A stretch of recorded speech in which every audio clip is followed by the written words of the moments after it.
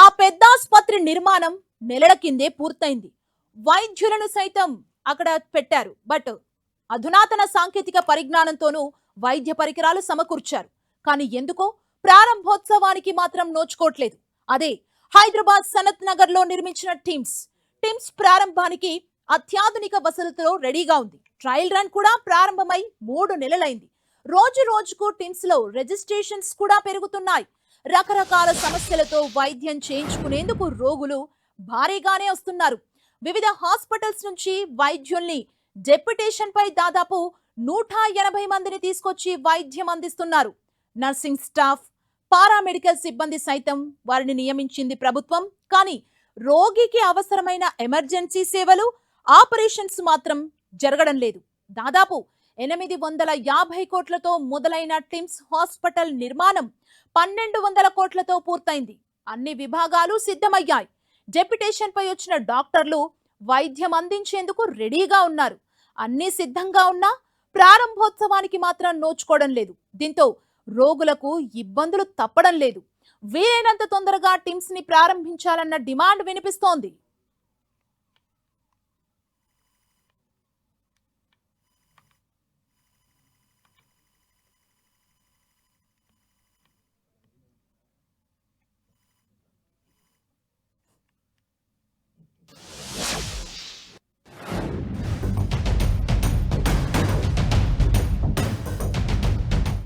అన్నీ ఉన్న అల్లున్నోట్లో శనుందా అన్న చందంగా తయారైంది టిమ్స్ హాస్పిటల్ సనత్ నగర్ పరిస్థితి.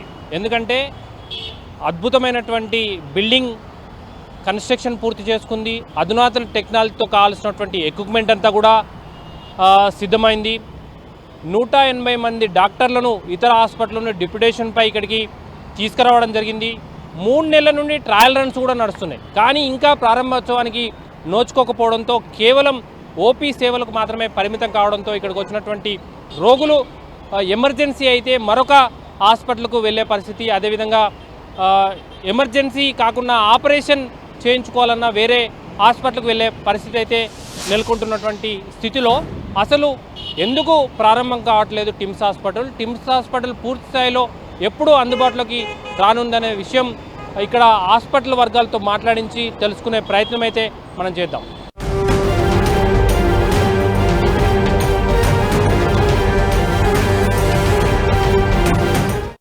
దాదాపు 3 నెలల క్రితం టిమ్స్ సనత్ నగర్ హాస్పిటల్లో ట్రయల్ రన్ ప్రారంభమైంది. ఇందులో భాగంగా ఓపీ సేవలను అందిస్తుంది ప్రభుత్వం. అయితే ఈ ఓపీ సేవలు ప్రారంభమై దాదాపు 3 నెలల పైన కావాల్సి వస్తున్నా కూడా ఇంకా మెయిన్ సంబంధించినటువంటి ఆపరేషన్స్ కానీ, ఆపరేషన్ థియేటర్స్, ఎమర్జెన్సీ సేవలు కానీ ఇతర సేవలు ఏవి కూడా ప్రారంభం కాలేదు. కేవలం ఓపీ మాత్రమే రన్ అవ్వడం కొంత పేషెంట్లకు ఇబ్బంది పెడుతుందని చెప్పుకోవచ్చు. ఎందుకంటే ఇక్కడికి ఏదో ఒక వ్యాధితోటి, ఇటు కార్డియాక్ సంబంధించినటువంటి వ్యాధి అయితేనేమి, కిడ్నీ స్టోన్స్కి సంబంధించినటువంటి కానీ, ఇంకా గ్యాస్ట్రోకి సంబంధించినటువంటి రకరకాల వ్యాధులతోటి ఇక్కడికి వస్తూ ఉంటారు.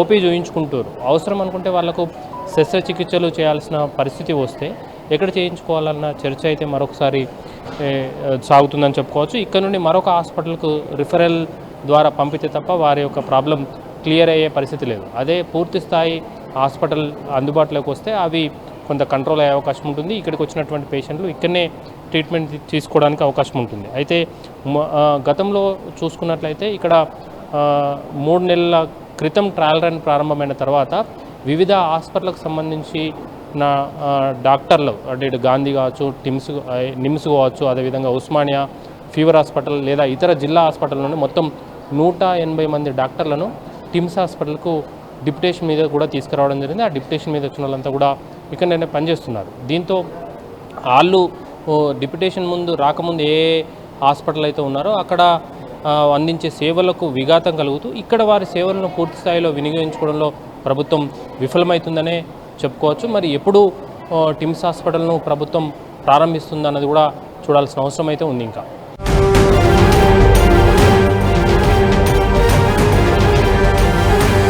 టిమ్స్ హాస్పిటల్కి సంబంధించి మరిన్ని విషయాలు తెలుసుకునేందుకు మనతో పాటు నోడల్ ఆఫీసర్ మహబూబ్ ఖాన్ ఉన్నారు. ఆయనను అడిగి మరిన్ని విషయాలు తెలుసుకునే ప్రయత్నం చేద్దాం.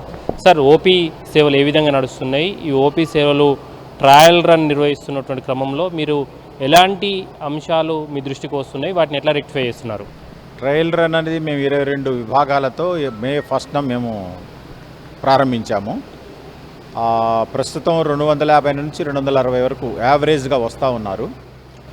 పేషెంట్లు అయితే అన్ని విభాగాలు వస్తున్నారు. ఎక్కువగా మాకు cardiac, general medicine, ortho, skin and pulmonary medicine ఇవి ఎక్కువగా వస్తున్నాయి.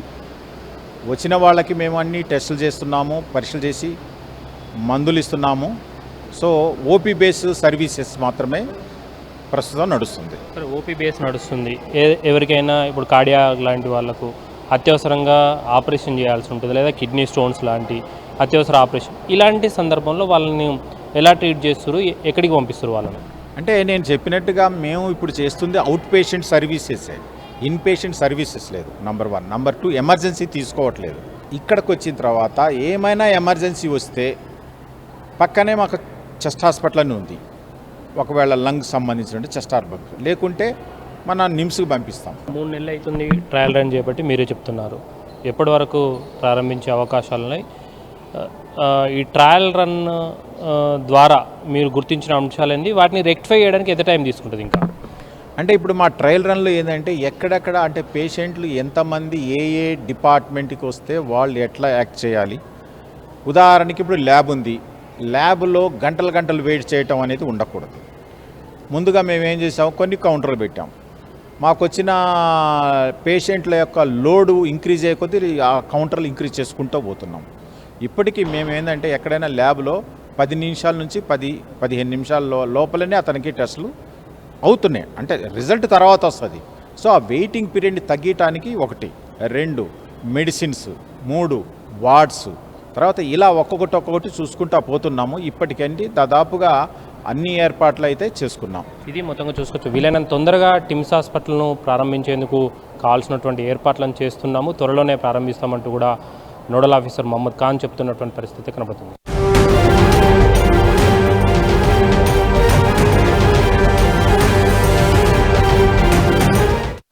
దాదాపు 882 కోట్ల అంచనా వ్యయంతో టిమ్స్ హాస్పిటల్ నిర్మాణం సనత్ నగర్ది గత ప్రభుత్వం హయాంలో ప్రారంభమైంది. ఆ తర్వాత 950 కోట్లకు పైగా అంచనాలు పెరిగినాయి. దాని నిర్మాణం పూర్తయ్యే వరకు ఇప్పటికి దాదాపు 1200 కోట్లు వరకు కూడా ఖర్చు అయ్యేది ఒక అంచనా అయితే ఉన్నటువంటి పరిస్థితి. అయితే నిర్మాణం పూర్తయింది.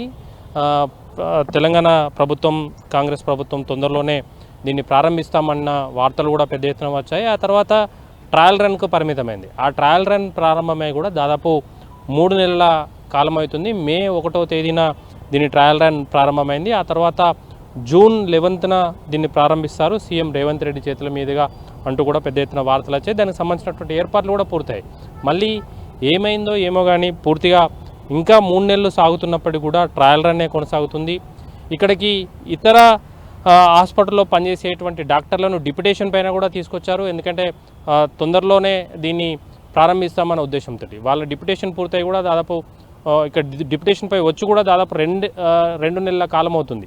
దీంతో ఇక్కడ ఓపీ సేవలకు మాత్రమే పరిమితం కావడం, పూర్తిస్థాయి ఎమర్జెన్సీ సేవలు, అదేవిధంగా పూర్తిస్థాయి వైద్య సేవలు ప్రారంభం కాకపోవడంతో ఇక్కడ ఆ వైద్యుల సేవలను పూర్తిస్థాయిలో వినియోగించుకోలేని పరిస్థితి.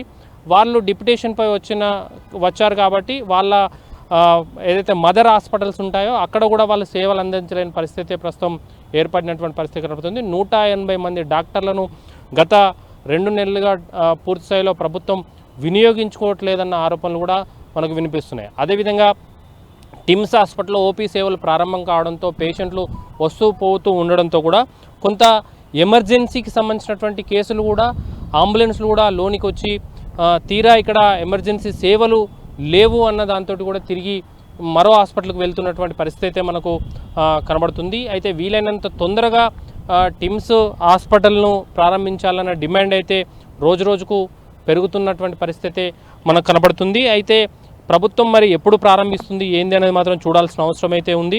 ఎందుకంటే ఎమర్జెన్సీ సేవలు అనేది ఈ కార్పొరేట్ హాస్పిటల్ స్థాయిలో కట్టినటువంటి ఈ హాస్పిటల్కి అయితే ఖచ్చితంగా అవసరం ఉంది. వీలైనంత తొందరగా చేయాల్సిన అవసరం ఉంది. 1000 బెడ్స్తో అందుబాటులోకి తీసుకొస్తామని ప్రభుత్వం చెప్తున్నటువంటి ఈ హాస్పిటల్లో ఈరోజు రేపు ప్రారంభిస్తామంటూ కూడా దాదాపు 3 నెలల కాలం నుండి కూడా ట్రయల్ రన్నే కొనసాగిస్తుంది. ఈ ట్రయల్ రన్లో అనేకమైనటువంటి లోటుపాట్లు బయటపడుతుండటం వల్లనే దాని సంబంధించినటువంటి ఏదైతే ఎక్విప్మెంట్కి సంబంధించినటువంటి లోపాటు బయటపడుతున్నాయో లేకపోతే ట్రీట్మెంట్ రిజల్ట్స్ సరిగా రావట్లేదు. ఎందుకంటే మనం ట్రిమ్స్ హాస్పిటల్ ట్రయల్ రన్ ప్రారంభించినటువంటి రోజుల్లో ఇదే అంశాన్ని చెప్పడం జరిగింది.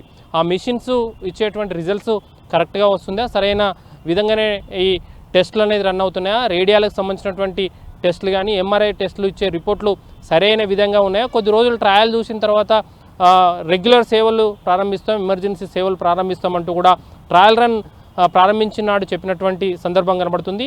అయితే మరి ఆ రిజల్ట్స్ సరిగా రావట్లేదా లేదా ఎక్కడ లోపాలని డాక్టర్లలో కొరత ఏమైనా ఉందా అంటే ఇతర హాస్పిటల్ నుండి దాదాపు 180 మంది డాక్టర్లను ఇక్కడికి డిప్యుటేషన్ పైన తీసుకురావడం జరిగింది. అయినా కూడా హాస్పిటల్ సేవలు పూర్తి స్థాయిలో అందుబాటులోకి తీసుకురావడం వెనుక ఏంటి రహస్యం అన్నది మాత్రం ఇప్పటికీ చర్చనీయాంశంగా మారినటువంటి పరిస్థితి కనబడుతుంది. మరి ప్రభుత్వం ఇప్పటికైనా స్పందించి వీలైనంత తొందరగా దీన్ని ప్రారంభిస్తా లేదా కూడా చూడాల్సిన అవసరం ఉంది. కెమెరామెన్ సదనంతో అజయ్, 10 టీవీ, హైదరాబాద్.